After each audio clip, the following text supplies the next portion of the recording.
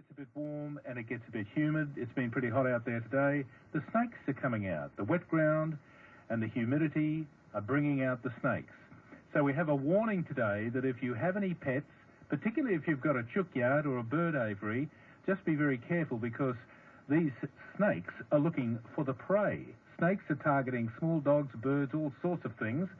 Snake catcher Matt Harley is on the line. Matt, how are you? Good, Jeff. How are you? Good. What's the latest? Are you catching a lot of snakes lately? We sure are. The last few days after the rain just ceased, the snakes have been out everywhere, to be honest. They've been dormant for a while with all the rain, and now they've been out on the prowl. So I've been getting a lot of calls, and they're coming into contact with humans more than they have been earlier in the year, so very busy time of year. Now, what sort of snakes are there? The most common we're getting at the moment is the carpet python, very common around the Brisbane, right, getting really close into the inner suburbs as well. But they're probably the least harmful, though, aren't they? They are, in terms of to humans, yes. Definitely. Yeah. As far as pets go, though, they can get very large and can unfortunately take pets, be it from guinea pigs, cats, even up to dogs as well. I heard a funny story today about a woman who had a python carpet snake as a pet. And such a pet that she even had it in bed with her, you know, that they used to sleep together. And then she got concerned because this snake wasn't eating a lot, was off its diet. So she took it to the vet and said, look, he's not eating. And the vet said, look, you're a silly woman. This thing is starving itself because it's got you in mind for prey. Oh, that's an old story. Is that an old one? That one still goes around, yeah. Okay. Very, very untrue. Very okay. Untrue.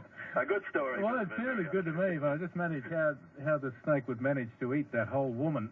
Okay. Now, what sort of pets are being targeted by snakes? So far this year, I've had a whole family of guinea pigs got taken. My God. By a large python. That was very... as you can imagine, pretty distressing for the family. Yep. But we're also getting, what happens sometimes is the snakes get inside the bird cage, will eat the occupant, and then are unable to squeeze back out. So the owner wakes up to a snake in the cage that no longer can get out. So it's not a very nice surprise for them when they... So your message to people with pets is to make sure they're secure away from this sort of thing. Definitely. If you can bring them inside at night, I think that's the best thing you can do. And if you do have bird aviaries or guinea pig hutches, just make sure that there's no way for anything to get in there. Just make sure that there's a lot of times you get there and there's some big holes in the wire or gaps underneath, and that's exactly what the snakes are looking for, and they will find their way in if there is the smallest of gaps. And mate, when you get a call and you go out to a place, what do you do? Do you just put the snake in a bag and take it out and relocate it, or what? Generally, all snakes are relocated because they're protected under the Nature Conservation Act in Queensland. Yeah. So we, depending on what kind of snake it is, sometimes it can be a bit of an effort to get them, depending on where they've managed to get. Sometimes they can be in roofs or under houses or in top of trees. Yeah. So sometimes it can take a bit of time to get them down out of the tree, but then we place them in a bag and take them off to somewhere a little bit less inhabited by humans so they can hopefully get on their own way without interfering. Would there ever be a case where somebody might go out in the backyard and they can see a snake with its eye on a pet in some way or about to attack? Definitely. Does that happen? It does happen. And that's with a carpet snake, is it, or what? Yeah, the carpet pythons especially. Carpet pythons are the only one that will really usually be looking at pets as prey.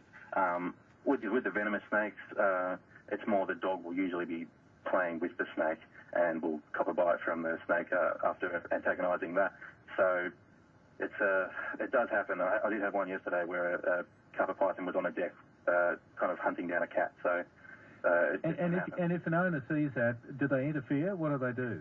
Yeah, if you don't want to get yourself in between the snake and the pet because you could end up with 2 bites instead of 1, of course. Right. Yeah. But remember, the snakes can't hear, so you can call to your animal as loud as you want to try and get them to get away from there. And once you've got them away, just get them inside. Make sure there's no symptoms of snake bite, which would be generally you would tell quite quickly. They'd be quite ill. Yep. And if that's the case, take them down to your vet straight away, and they can perform a venom detection kit and take it from there. Because you don't want to leave it with small animals because we have some very deadly snakes, and you don't want to risk it. And what is the most deadly snake? I mean, what are the ones you've really got to be scared of? Well, in southeast Queensland, we have the eastern brown snake, which is a very common snake as well, and that's ranked on the scale. It's ranked the 3rd deadliest snake in the world. So you definitely want to be careful of these guys, but it can be hard to pick a snake, so you really have to treat all snakes. If you're not 100% sure on it, you have to treat them all as venomous and take precautions. Okay, and with the weather the way it is, and it's going to remain like this for a while, so just keep your eyes open, I suppose, is your message. Definitely, yeah. Definitely keep the lawn short. They're all growing out of control now, but if you keep the lawn short and keep the gardens tidy, remove any rubbish out of there that they can hide under, and you'll be on your way to kind of helping to snake-proof your backyard. Now, Matt, is there a number people can call if they do have a snake issue? They sure can. What's the number? Yeah, they can call me on 0409 063 124. Okay. Or they can also check out the website as well on www.brisbanesnakecatcher.com.au. Okay. And help me out from there. Thanks, Matt Harley, and you have a good new year. Likewise, Jeff. You too. Thanks, mate. 17 to 6, 13, 32.